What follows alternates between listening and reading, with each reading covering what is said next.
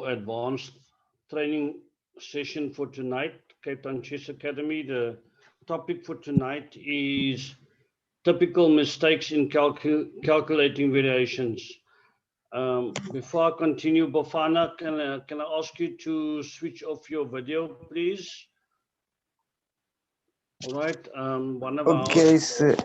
okay. Thank you, Bafana. One of our house rules is we to make it not to try and prevent technical problems. We switch our videos off and we also mute our microphones.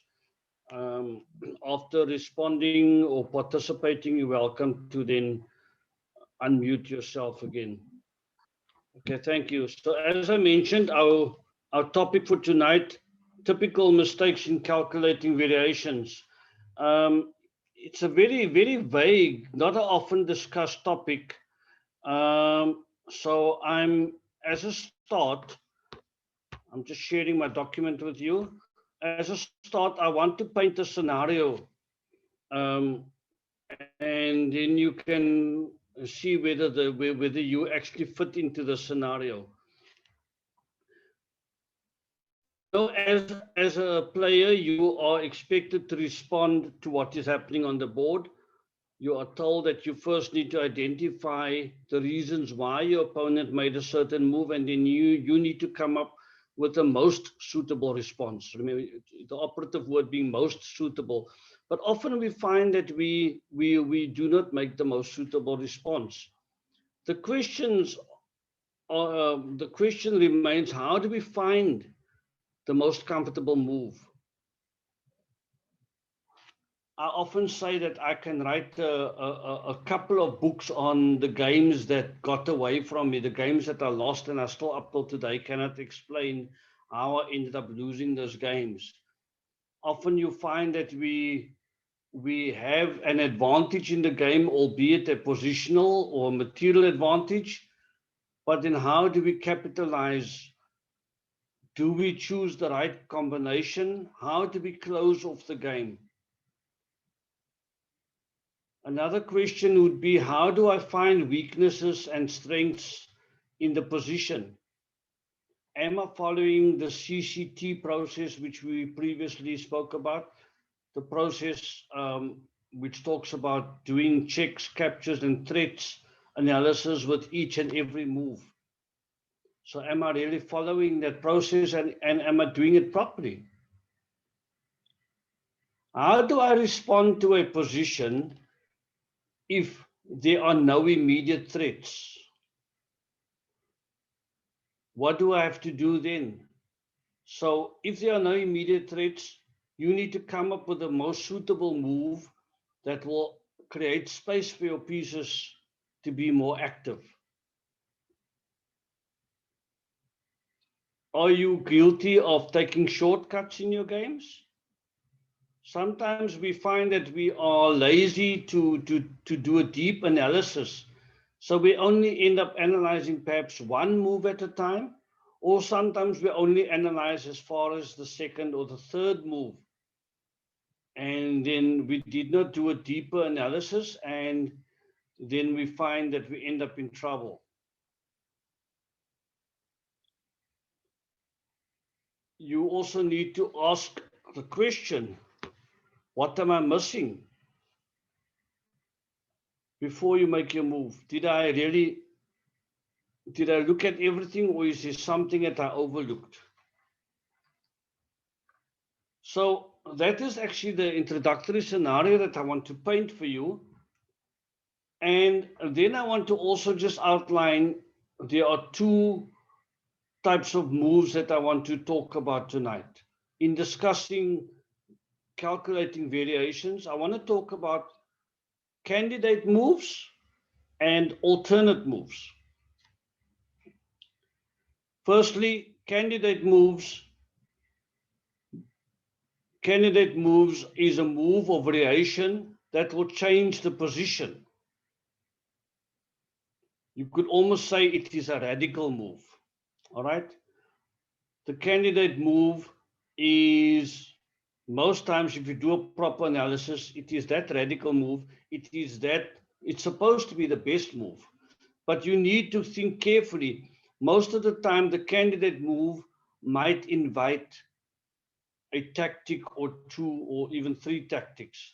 It might invite a combination. So you need to look at the scenario very, very carefully before you choose that candidate move. But we will be talking about that as we go through some games. And then opposite to the candidate moves will be alternate moves. Now these alternate moves are for the less critical positions, and you could simply say that alternative moves refer to possible moves that you could make. However, you still need to choose the best move. Okay. Any comment or question that anybody want to make at this stage about the possible, the scenario that I sketched? Brief comment.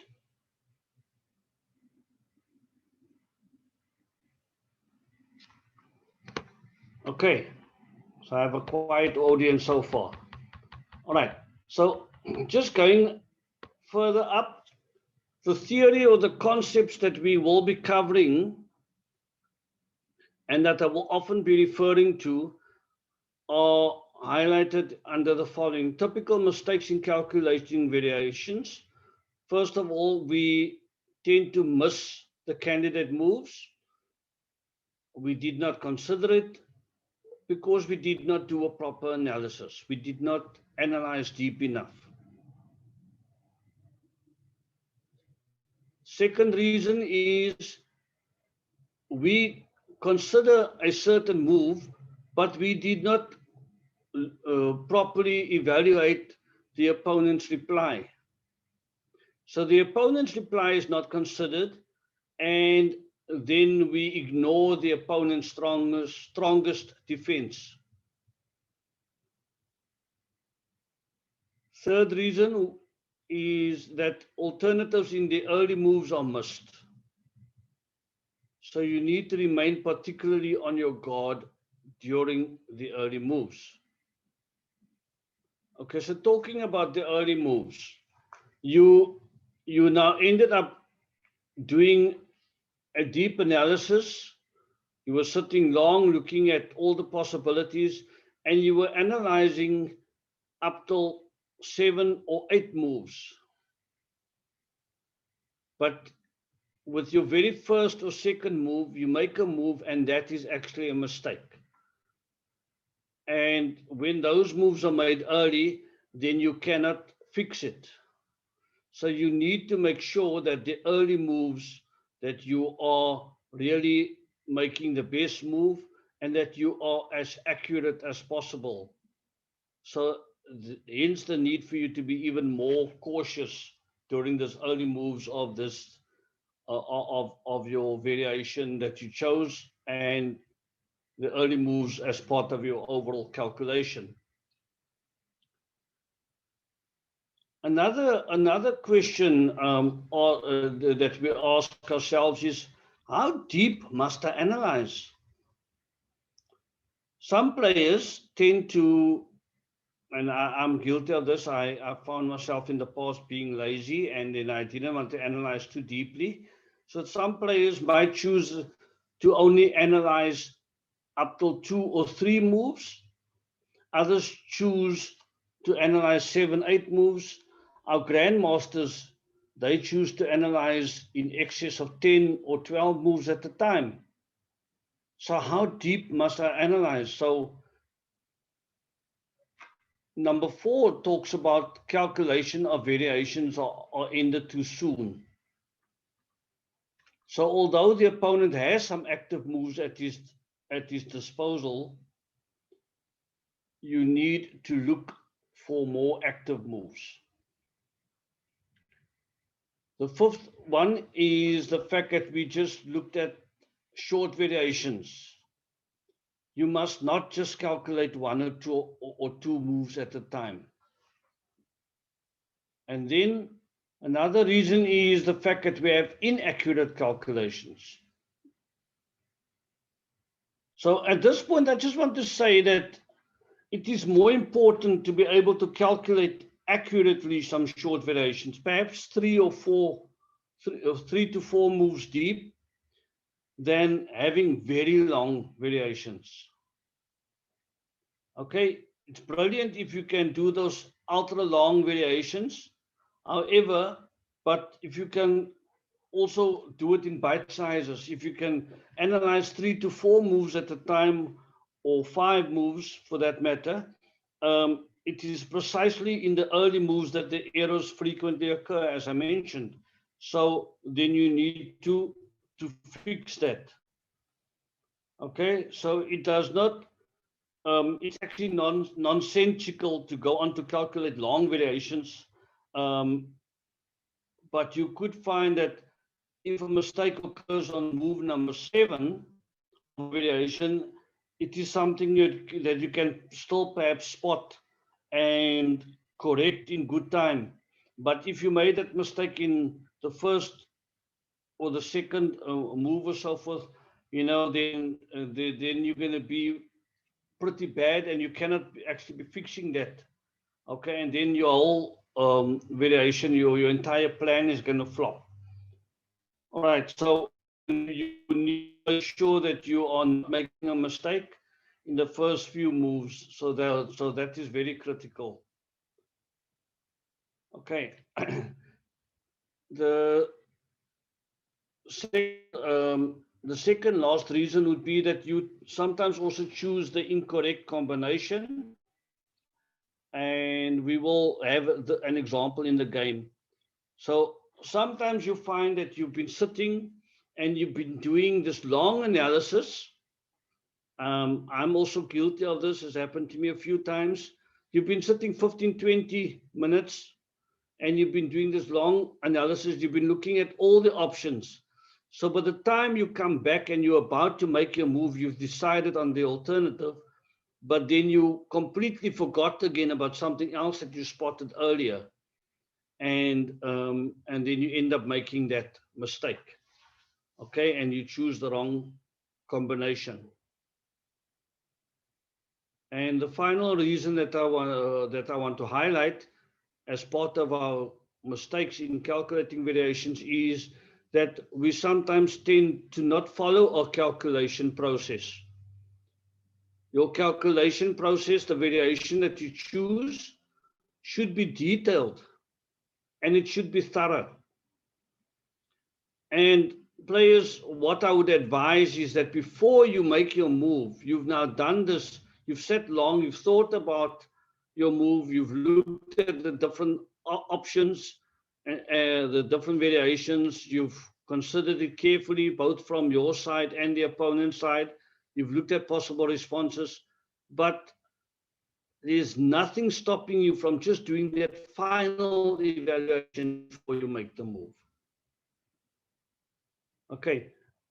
Obviously, also, there's another thing that I want to mention, why you sometimes end up losing the game and you do not do the proper calculation is you might find that you could be in time trouble. And therefore, you might not have all that time at your disposal to do a very, very deep calculation exercise. Okay, once again, I'm going to ask any questions or comments that you want to make. Anybody? Can you relate to what I've been saying so far? Excuse me.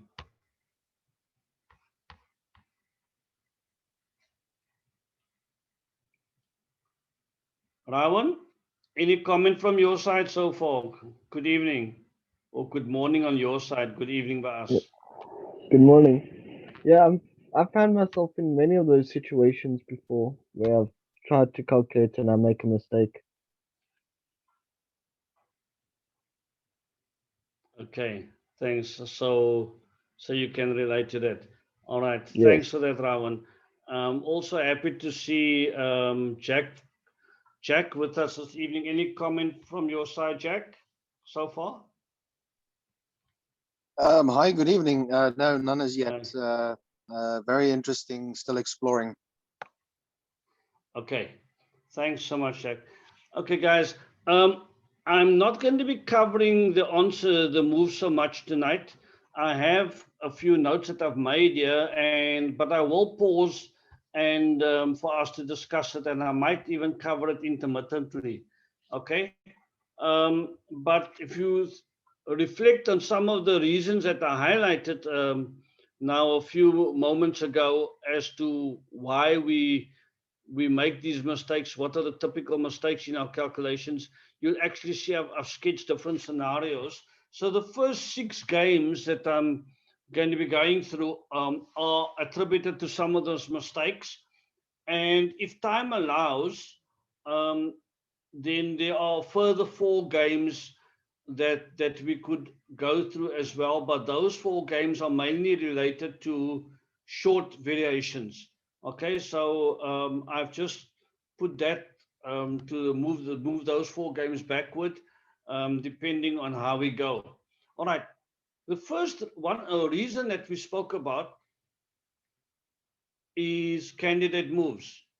Now let me just reflect what I said about candidate moves. Candidate moves, it is that move that is going to change the complexion of the entire game. Okay, so it is a critical move that's going to be made that will change the position completely. All right. So the first game that we're looking at is a game that was played in 1993 between Arthur Yusupov and Gelfand. All right. Just scrolling up again quickly. So with this, my comment for this game is the fact that candidate moves are missed.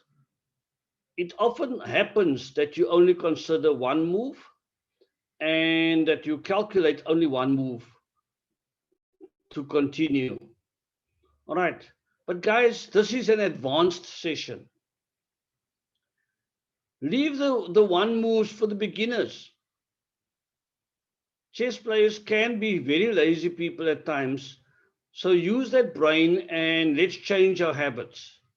Okay, it's because we only considered the one move option that we did not look at the bigger picture. We did not do justice to that situation. How can you claim that you're doing a proper analysis, that you're really evaluating your opponent's response when you're only doing one move? Okay, so when you are only considering one move and you calculate only one move as a continuation, so when that happens, you find that you can actually miss the next move. Okay, so if we look at the current position that we have here, it certainly would appear that that white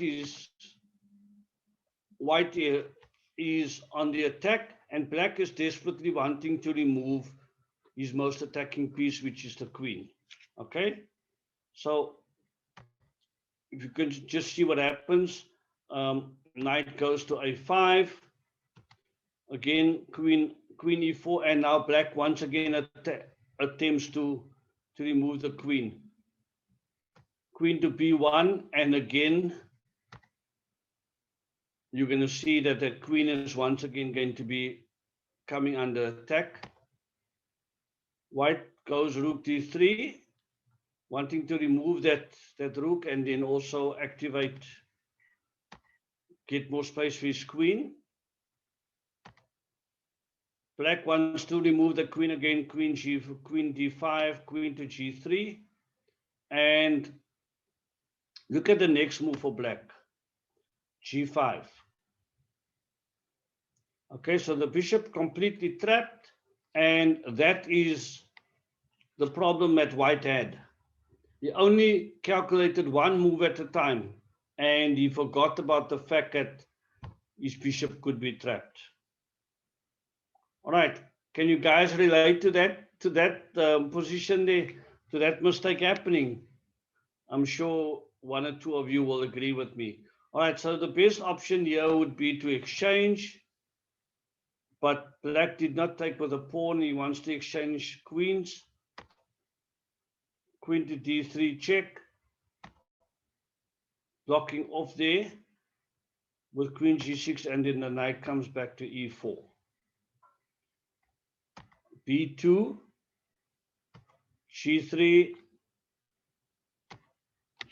then rook to d8. Now I'm closing the moves, because from here onwards, you can tell me now, what options do white have? Queen is under attack. Queen will go there to f3.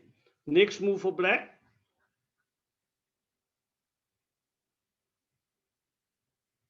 Bafana, are you with us? Can you want to suggest a move for black? The next move for black?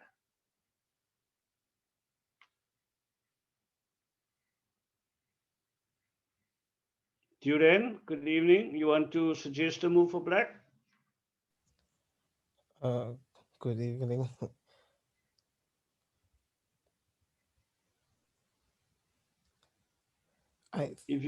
Yeah. I'm looking at.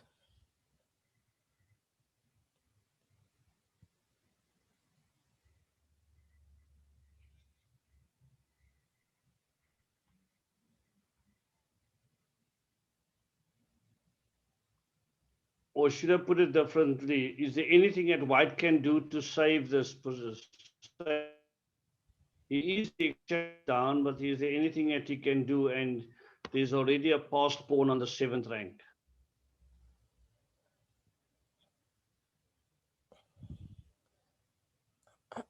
I don't think so, because I would play my knight, obviously to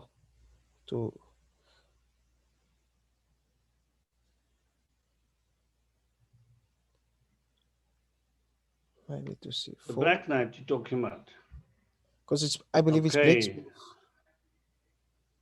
Because there's two knights, so the so you got knight.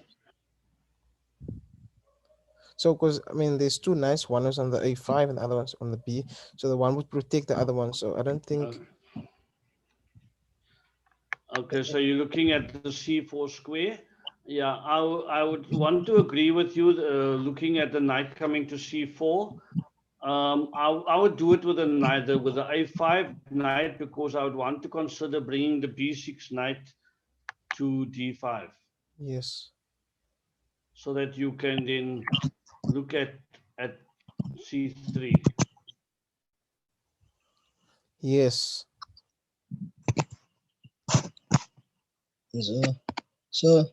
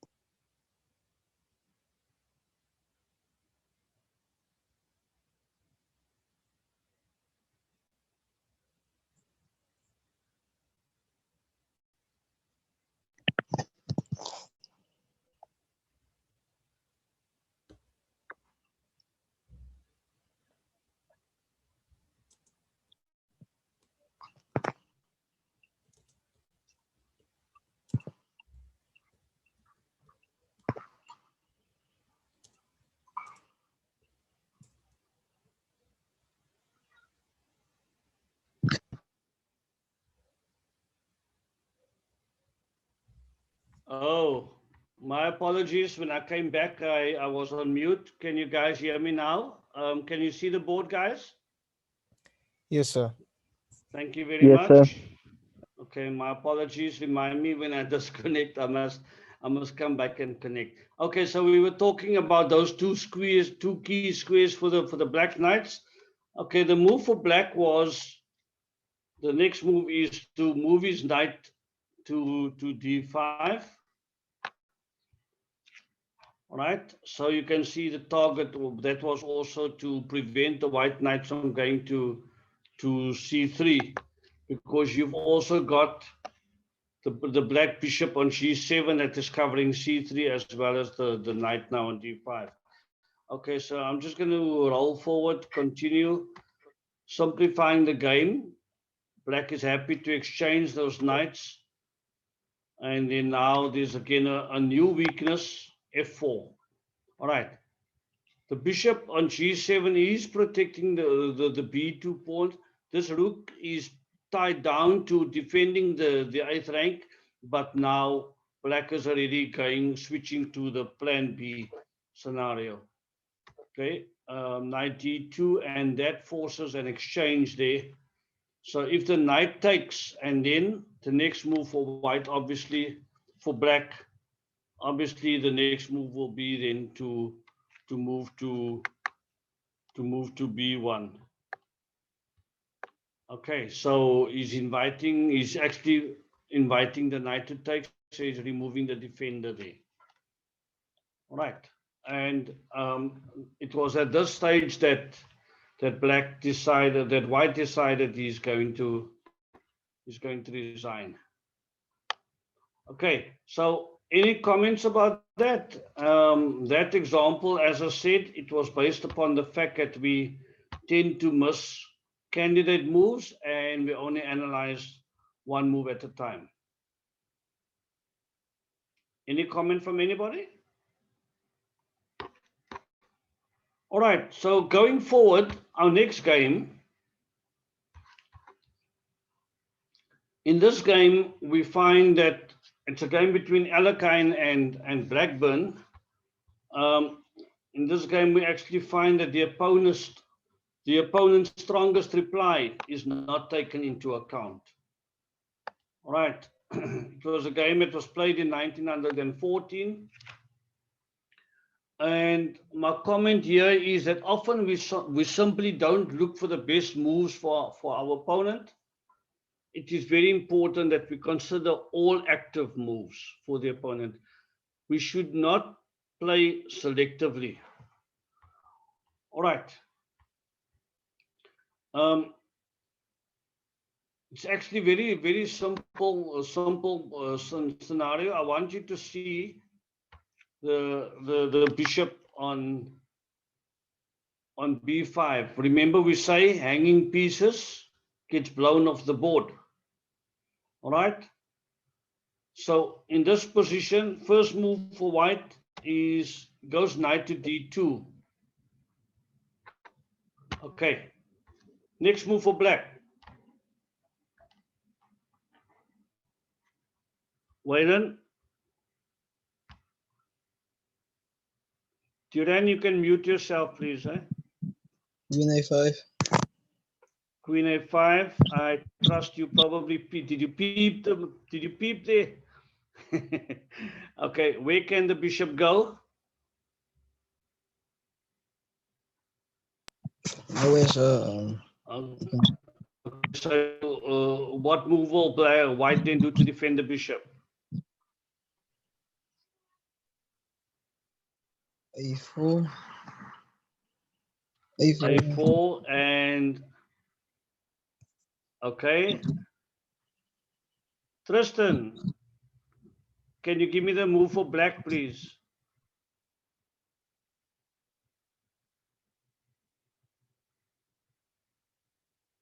Any suggestion of a move for black? a6. A6, that is the one. Okay, and there you guys can see that the knight, the bishop is actually trapped. All right, black won the bishop, and it was a win for black. Just to repeat, our concept that we looked at there is the fact that the opponent's strongest reply is not taken into account, and you need to consider all active moves for the opponent. All right. Our next game is a game between Zanevsky and Klierskin. Okay, and what our topic here is the fact that my comment is that in a winning position, white actually came up he chose the incorrect combination. All right, and guys, it is very important that when we consider calculations, you should also take into account that you want to minimize your opponent's counterplay. I cannot stress that enough. It is extremely important that you look at all possibilities and that you should not allow your opponent into the game. Okay, when you consider counterplay, you in the process, you are also then considering the activity or the inactivity of your opponent's pieces. And you aim to reduce the activity. All right, so let's look at what happened here. I can tell you that black ended up winning the game. So why Bishop obviously wants to remove that strong outpost there, but look at that. Okay, I'm just going to go back. Instead of following it simple, doing a simple solution, keeping the game simple, instead of taking the bishop on e5, white chose to take bishop on g5, and obviously considering the fact that you have a triple skewer there, okay? Queen, rook, and king in the same diagonal. From the face off, would you guys think that that is a good move? No, it's not. Why not? Because the moment the bishop exchanges, it's check, the knight takes, it gives the queen enough space to counter back. Because Okay.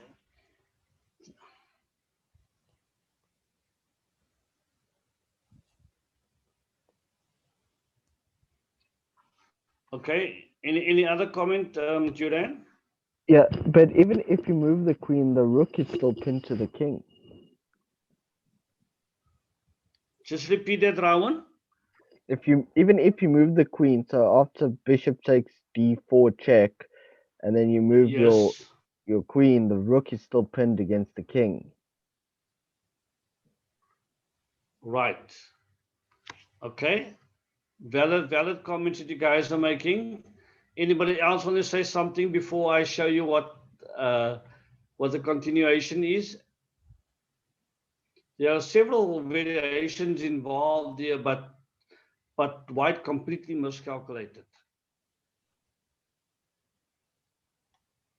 All right, so there's the check. So the queen gets out of trouble there. Okay. Next move.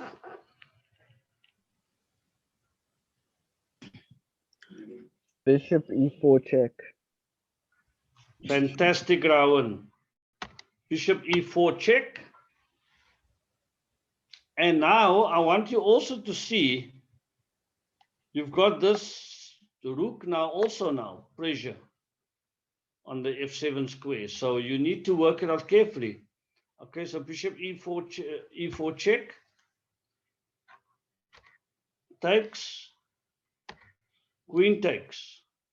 Okay. And king comes to g1. Next move.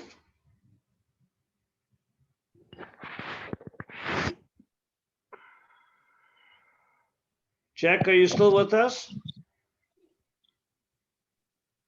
I am sacrificed bishop to check king.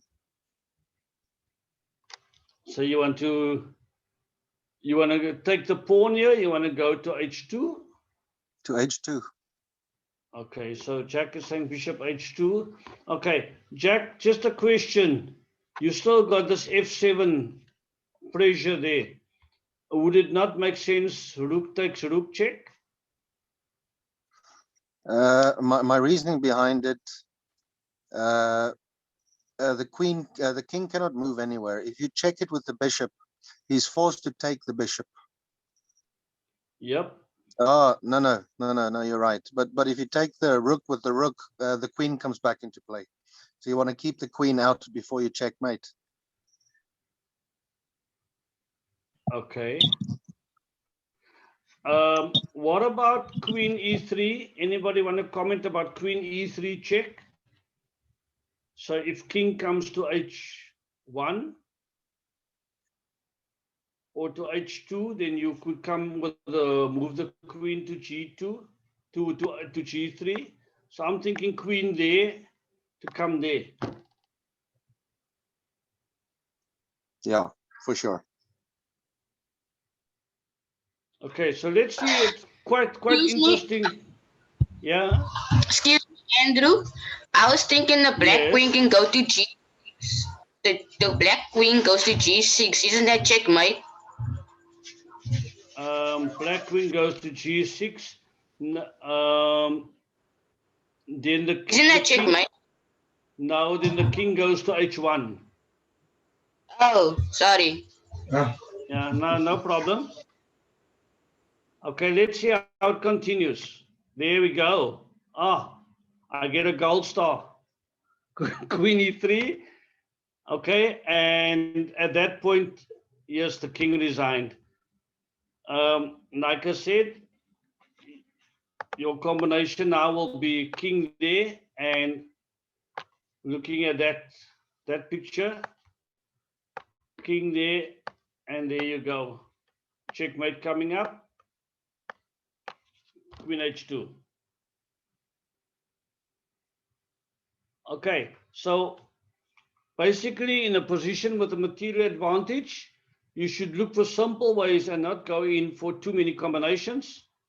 White would ideally like to play something simpler than the variations that were more complicated, but sometimes you have to calculate variations in order to avoid allowing any counterplay. Okay, so that was the basic lesson learned from that one. Okay, guys, so let's move over to the following one. Once again, it is a win for black.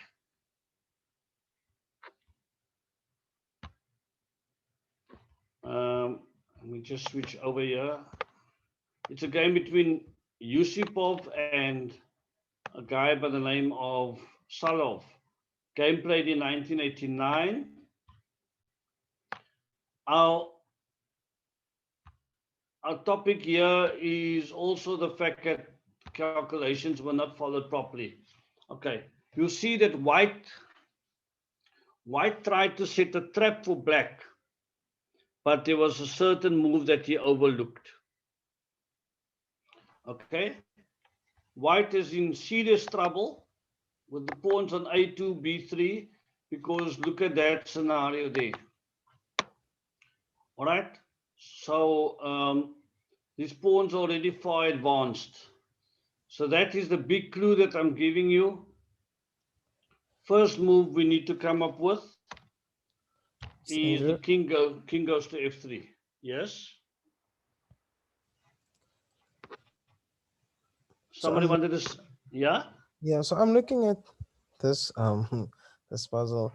So I'm looking at the white bishop on moving to the f5 square. Eventually, want to get to the b1 and then remove the a2. Julian, you've got it worked out. That is exactly the plan. Okay, bishop coming there, but you saying b1. Okay, that is what white thought. White had set the trap and thought that the bishop is going to come to b1, but black had other plans. So I'm going to give you 5 points for the bishop f5 move, which is the next move. All right. Now the question is, bishop is attacking the knight on d3.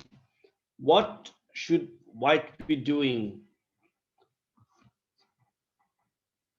White did not do this move, did not make the correct move and ended up almost losing the game. He ended up losing the game. What move do you suggest for white?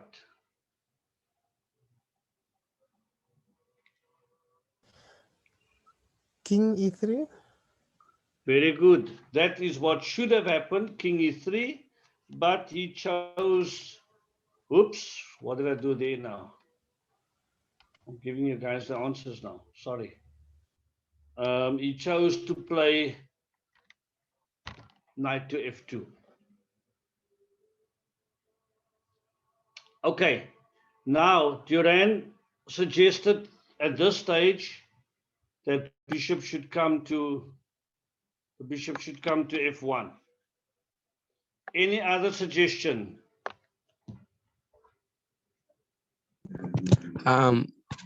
Bishop to c2. Thank you, Bafana. I'm happy that you're with us. Bishop to c2, and that was the surprise move for white. He had set the trap based upon bishop going to b1 to attack the a2 pawn, but he did not bank on the fact that the bishop now is targeting the b3 pawn, making the sacrifice so that this pawn here on a3 can then have a passage to promotion. Okay, so let's see what happened then. Bishop comes to d3. Next move for black.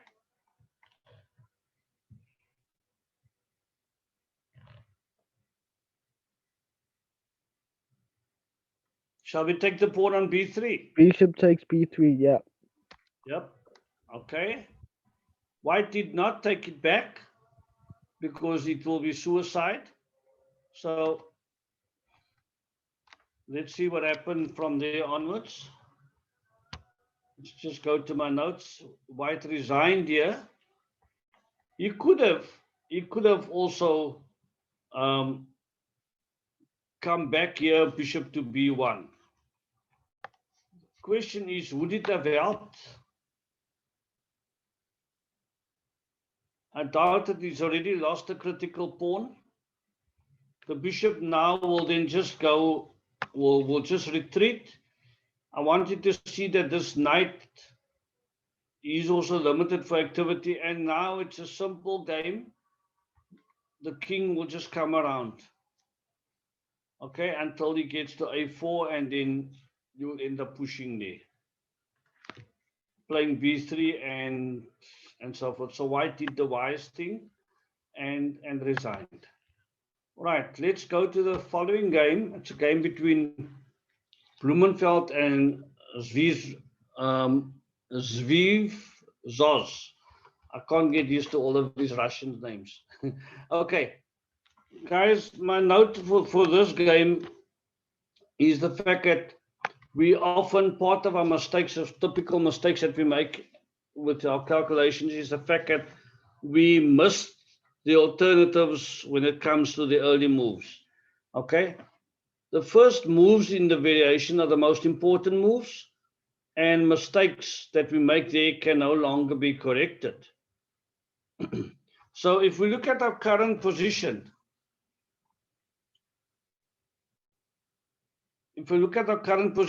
you'll see that that black ended up, black had to play first. All right, the bishop on g2 is under attack. So the first move there is for the bishop to retreat to e4. Okay, so I want you to see also the fact that if the bishop had to go to h3, okay, then queen would have taken on e5. Queen will take on h6.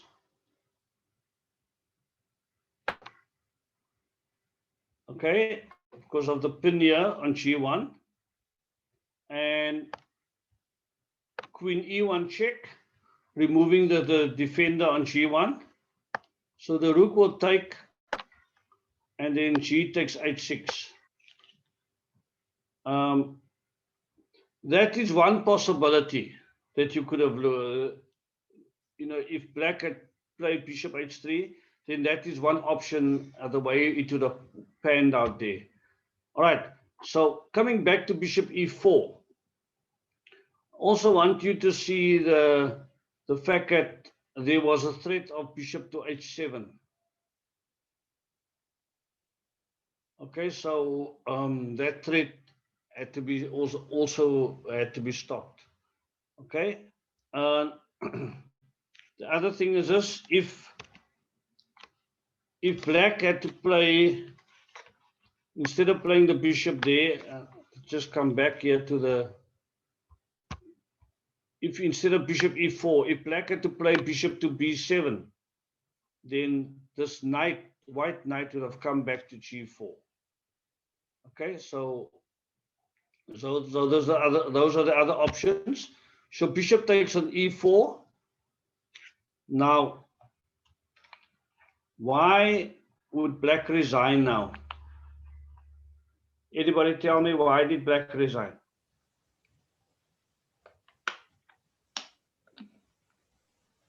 Because he's just down a piece. He can't capture the knight.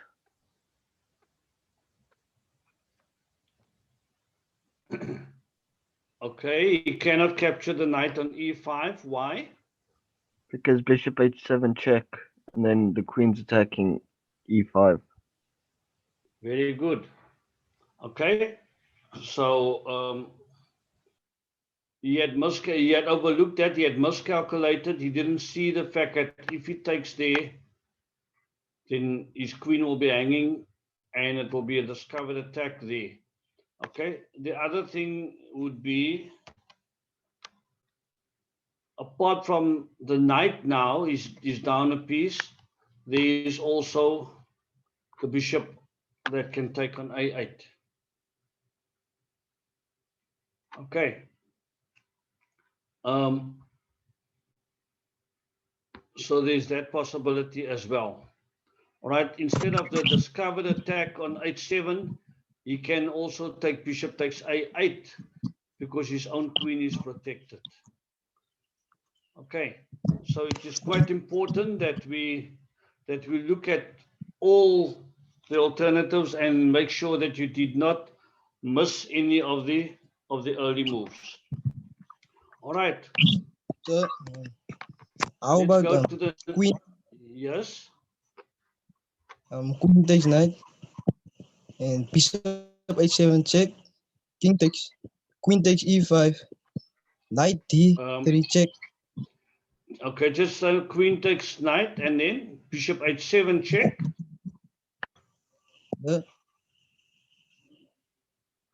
Yeah. Yes. Queen takes. And then you want to do the fork. Yeah. Okay. Well spotted there. Beautiful. But now I want to take you back.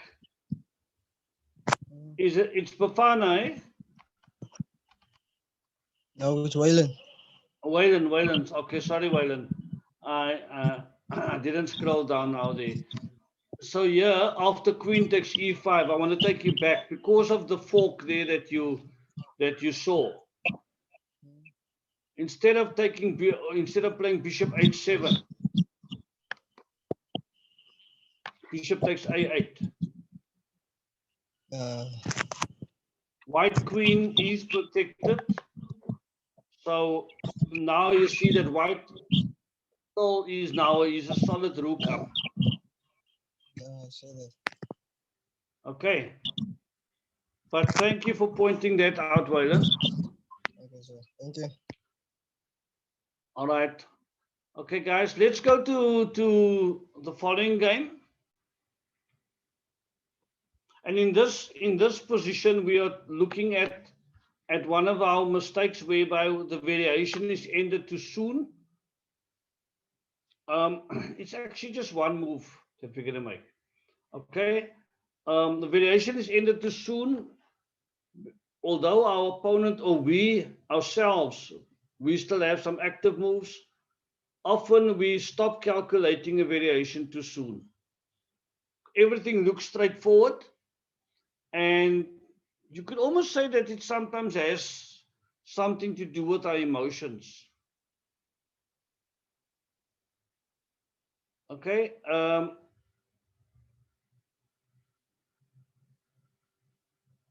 And then we find that we evaluated the position incorrectly. We're resigning too soon. So it's a premature resignation.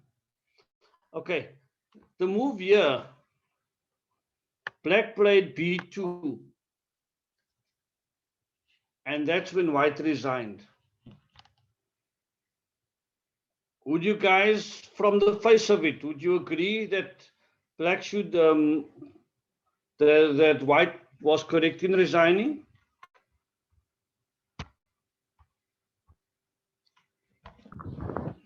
I don't think so, because yeah, it's just a trade, because bishop takes A2, then after rook C1, you just move the rook to F1. Okay, so say that again. You're saying Bishop takes after A2. bishop takes A2, it's white's move now, eh? Yes. Yeah. Rook C1. Yes. And you just play rook to F1. Very good. Ravan, you are spot on. That is what both players overlooked. Okay. So at that stage they resigned, but now if you look at it after rook F1, which is actually the brilliant winning move, it will be followed by the bishop. I'm just going to make some arrows for white. White's bishop will go to B1. White will play the pawn to F3. The king will go to F2. Okay, king will go to F2, and from there onwards the king will go to E2. The rook will come to D1 then, and after that king will go to D2, and you can actually see that white is winning because now the king gets close to the pass pawn here. Okay, so yeah, both players failed to look at that scenario. Okay, any questions or comments about, from anybody? Okay, so far I just want to repeat the mistakes that I've highlighted in the games to date. We spoke about candidate moves that are missed or not considered. The opponent's reply is not considered. Often we overlook the strongest defense. Alternatives in the early moves are also missed. And we need to remain on guard when it comes to the early moves. We end the calculations too soon. And even though the opponent has some active moves at his disposal, we need to look out for the active moves. And then we spoke about short variations, not to just calculate one or two moves at a time. Incorrect calculations, I beg your pardon. And then choosing the incorrect combination. And we failed to check our previous calculations and not following a calculation process. All right, so from here on, I'm going to go over to our short variation games.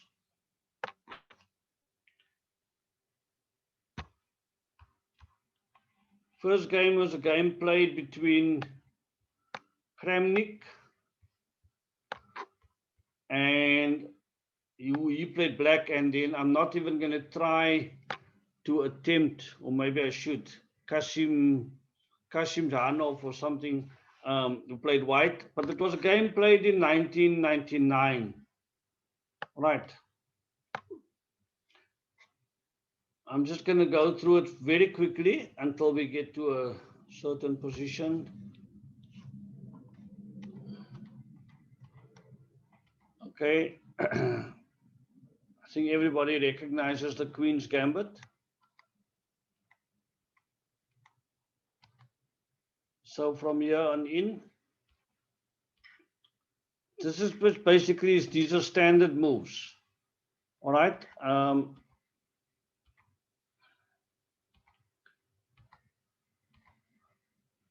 So from here on, I want you to see now what is happening on black side. G6.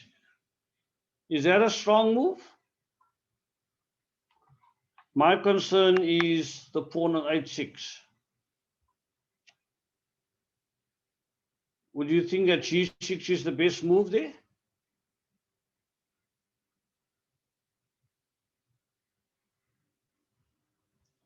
Jack, you want to attempt an answer? No, sorry, I'm going to pass this one. Okay. Waylon?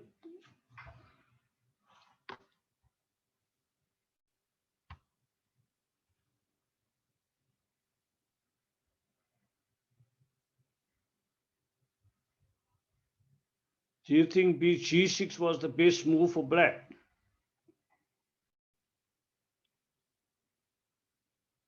Well, so I don't see any other move. Okay, my concern is the fact that white simply exchanges there, and now he has actually almost made a mockery of black. He provoked weaknesses there. Okay, and those pawn moves cannot be reversed.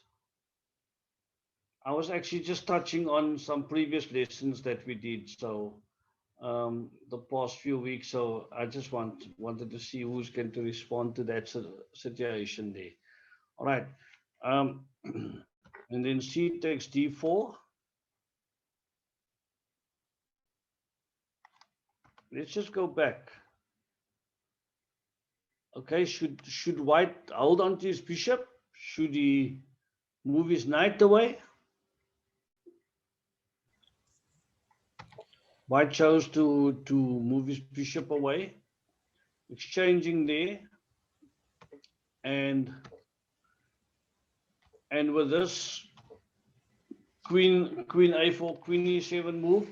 The comment basically here, what I wanted to point out was from the short variation, the fact that white did not analyze properly, because without looking at my comment at the bottom, what would you guys think? What is black's strength at the moment? Besides the fact that he still needs to develop his rooks properly. Black strength is he has the bishop pair. Very good. Okay, and you cannot say white is losing. You cannot also say white is winning. But black just about manages to hang into the game because of the bishop pair.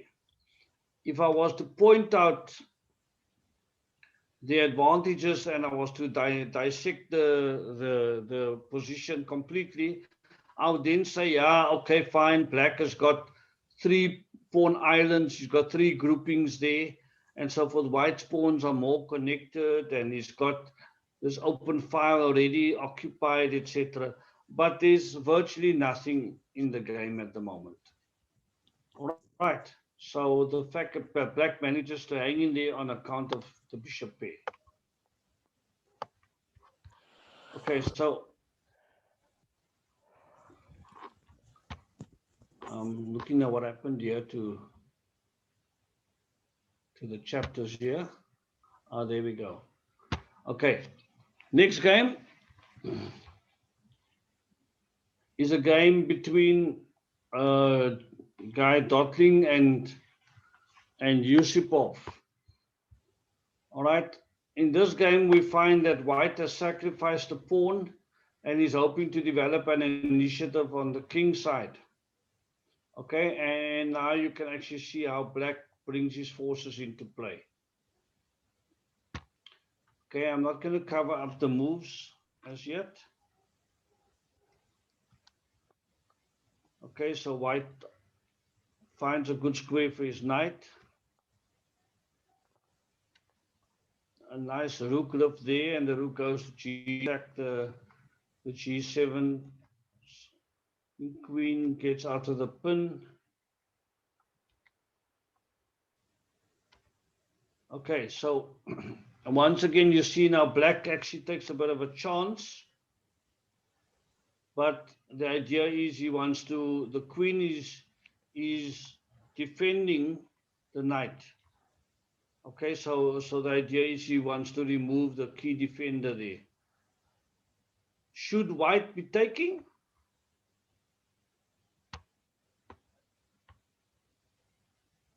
Do you guys think it best that white takes on f6? Or should he keep the tension, or should he push the pawn to e6?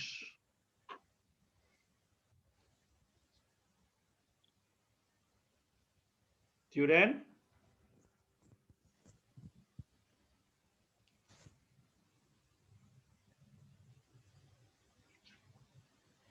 What should white's response be to f6? If white exchanges the f6, the chances are there that he's gonna lose the knight. When the exchange happens. So so that's not the option. So I would say no, he can't push the pawn. If he puts the pawn there, the bishop is also targeting that, so the pawn will just be wasted. Yeah. So I would rather say leave that pawn there. If black exchange with the pawn, then he just exchange the if. So I would rather say he must move his knight. Okay. There is the other, I hear what you say, but I also want to point out that the knight is also protecting on e6. So if you were to push the pawn, you'd at least have knight, queen, and rook. You'd have 3 defenders and 3 attackers from black. But there is the danger, like you correctly mentioned, the fact that the pawn will be far advanced, so it could become vulnerable then, because it could be isolated. Okay, so let's see what happened. Thanks for that. Queen came back to f2, so that now there is the pin scenario there. Okay, interesting that he did not take it with the rook. Now, why? Why the queen takes there? Queen takes e5. Anybody tell me what is the plan? Surely black is crazy to give up his queen. Okay, the note here is black had to calculate his tactical operation with great accuracy.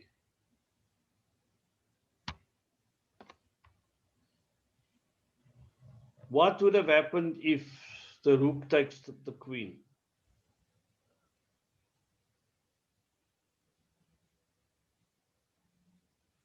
Checkmate in 3. Who's that that's answering? That's Jack answering. Oh, thank you, Jack. So you're saying rook to c1? Rook to c1. Then white's castle comes back to maybe e1. Castle takes Okay, e1. so let's just do that there. So you're saying, and then the rook comes back here. Rook comes back. Yep. Castle from e8 takes e1. Queen down to d1. Castle to d1. Checkmate. No, king escapes to f2. Yep. Oh. What did I miss? But but black is still 2 pawns up.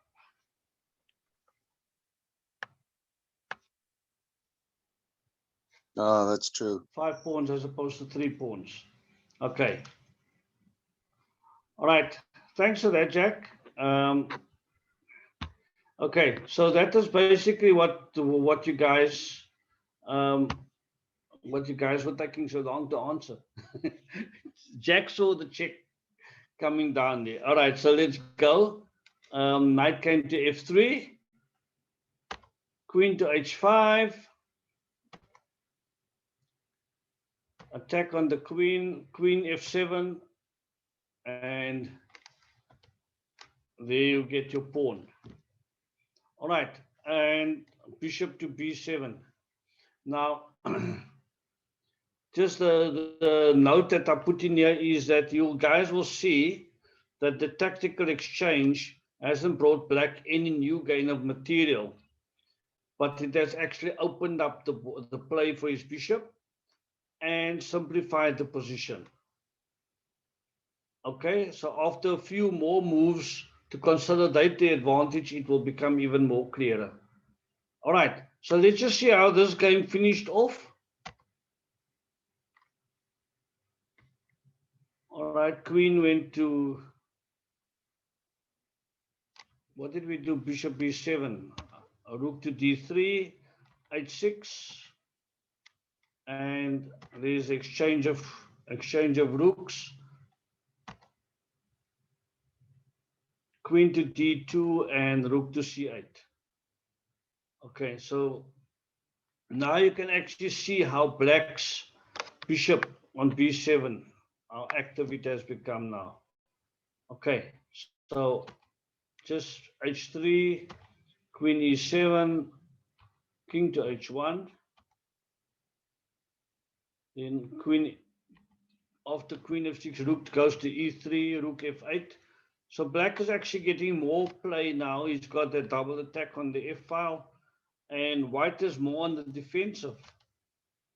Okay, and bishop to d5. So there was actually nothing left in this game from here on in. Okay, but once again, if we do not calculate deep enough, then you might overlook certain moves. Okay, I'm just going to the next. It looked like I duplicated the game there. One more game here. You'll see that in this position, it's again a short position, short calculation. Now, why does white choose to go rook to d8?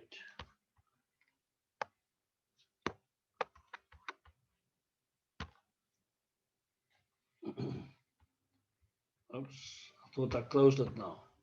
All right, where's my friend Rowan? Why is white playing rook to d8 and giving his rook off for the knight?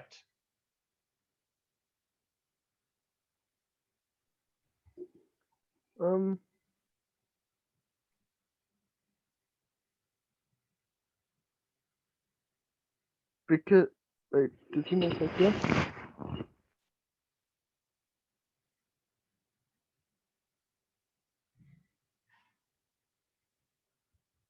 Hmm.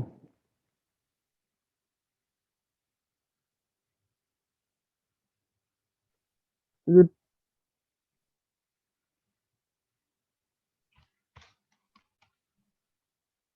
So that rook was there, and we went to rook to d8. What is white's follow-up move? I'm trying to see if I can get the queen to h8.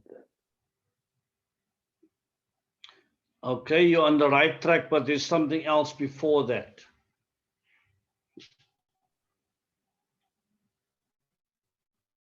Is it bishop to d6 check? So after knight takes. Very good. That's the plan. Okay. So if the knight takes, we want to get the bishop to d6 to check, and then you'll actually see that the king can only end up going 7, and then there's a discovered attack coming because of the queen on A1. Okay. All right, so the king knight did not take. Again, sacrificing the rook for the bishop. And now the knight comes back to d5, so there was the queen f6 checkmate threat there. Now, for white, what would you suggest the next move for white? Evening, Takutswa, would you want to answer us? Next move for white, please.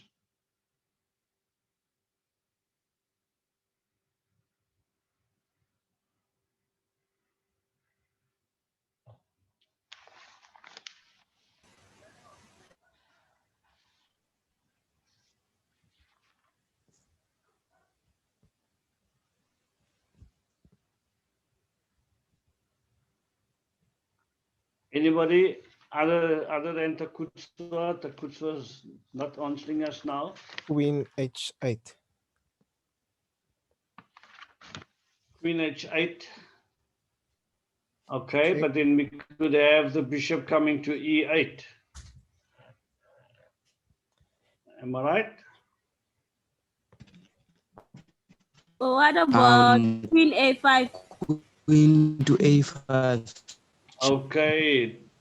Queen to Takutswa a5 check. suggesting queen a5. Yes.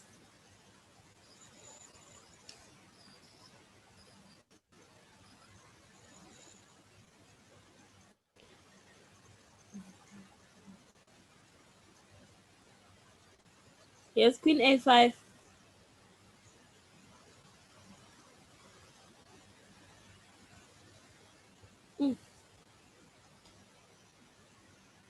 What's going on now?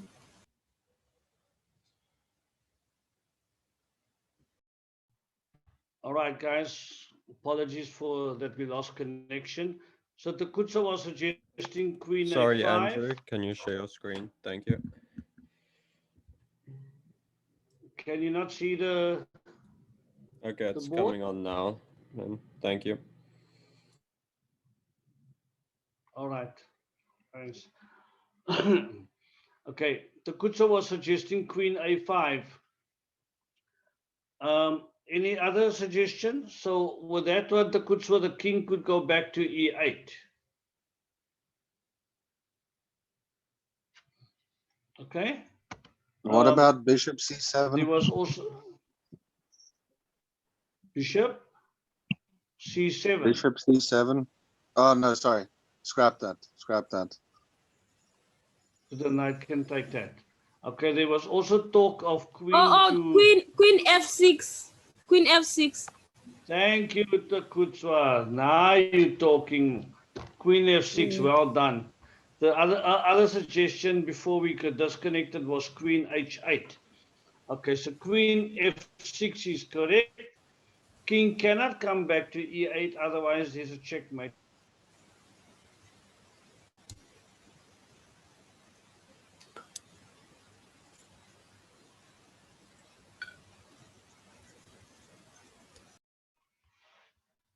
Okay, guys, let me just share the screen again.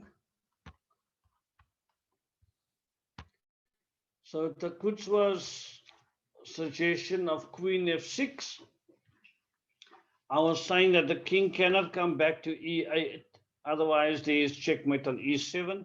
So now the king can only go to c8. Okay, so let's look at what's going to happen if the king goes to c8. I need somebody to tell me. There's a checkmate involved. Isn't it just knight b6 checkmate afterwards? That's correct. Okay, so if we go there, then there's still a checkmate. Okay. All right, guys. You guys did very well. I need you to comment on on or ask questions, I'm going to just come back to our introductory page. And then I want you to actually put your, put yourself into the scenario that we spoke about, and also some of the mistakes that we actually workshopped tonight. I mean, how often do you find that you battle to find the most suitable response? How often are you battling to find the most comfortable move? The advantages, the positional advantages, material advantages. Are you guilty of not doing a proper analysis, of not doing a proper evaluation of the position on the board, and not evaluating the possible variations, not considering all the alternatives? Are you guilty of cutting short your own analysis, of just choosing to analyze one or two moves, and then you tend to overlook certain responses from your opponent? You tend to overlook the defensive possibilities. Are you guilty of not considering all active moves or all active pieces at the same time? Are you guilty of taking shortcuts? And do you sometimes ask the questions, what are you missing? I think all of us basically, sooner or later we're going to have to say, right, but that is applicable to me. I'm guilty of this or I'm guilty of that. Because otherwise we would have had a perfect record up till now. Okay, so we've got like 10 minutes left. I want to use this opportunity. The floor is open for a brief discussion or any comments you want to make on the presentation tonight, on the relevance of it or so forth.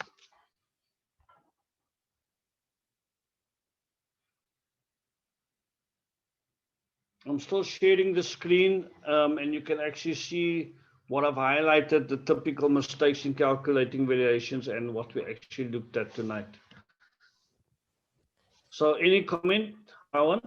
Mr. Andrew, I actually have a comment. Yes. I find it very difficult to sit down and think a little bit deep, especially when I am considering that when I'm in consideration of my time as well.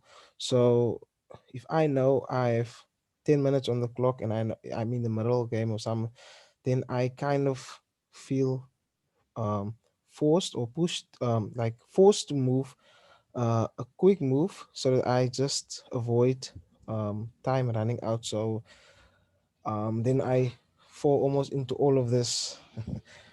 Yeah. Okay.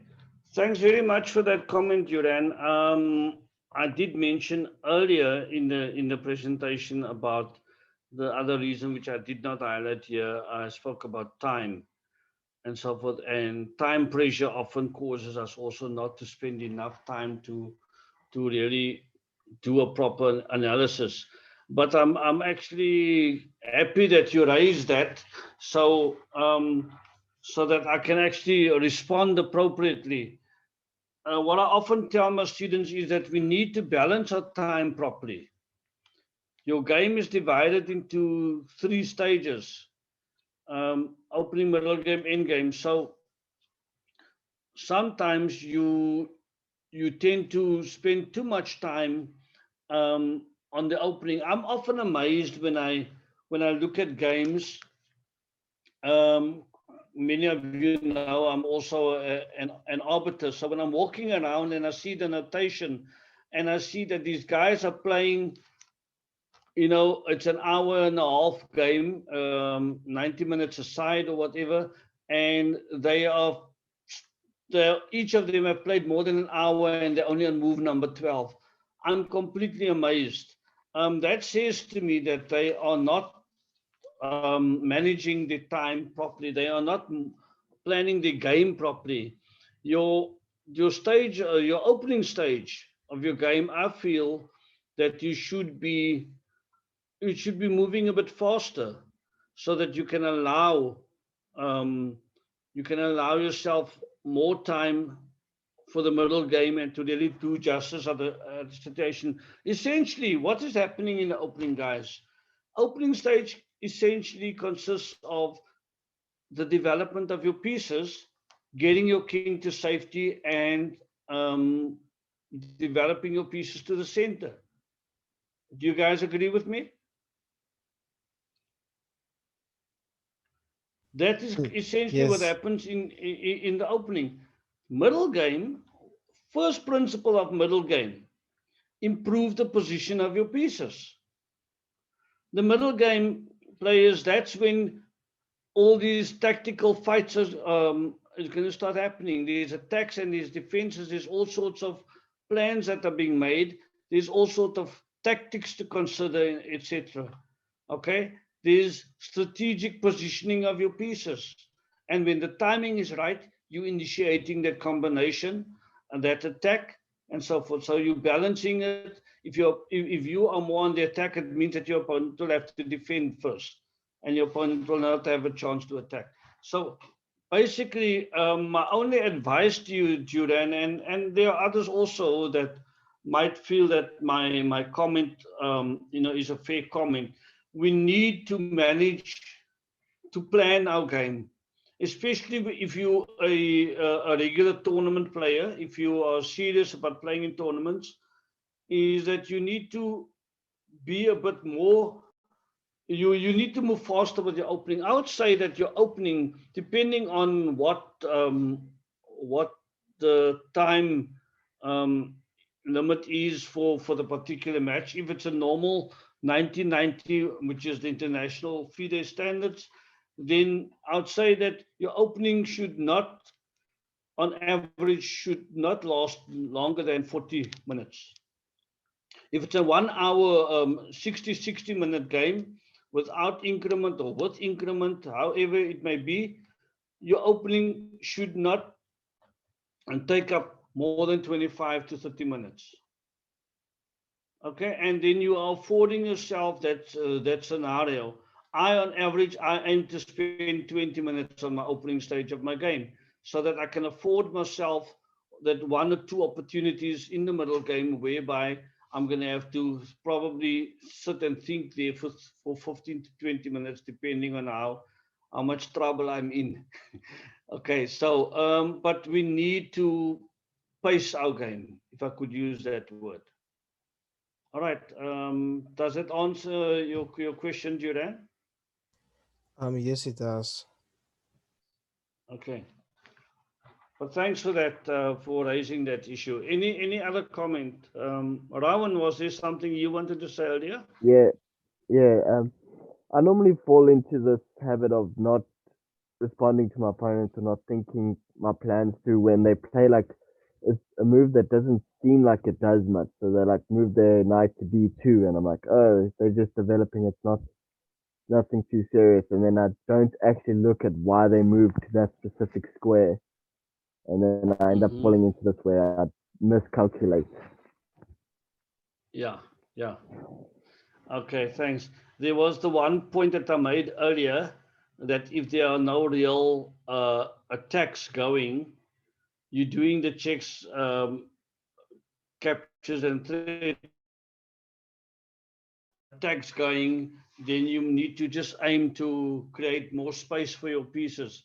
So your opponent, by moving that knight to b2 or whatever, they could just be strategically trying to reposition their pieces and preparing for that plan B. But yeah, thanks for that point. Anybody else want to say anything?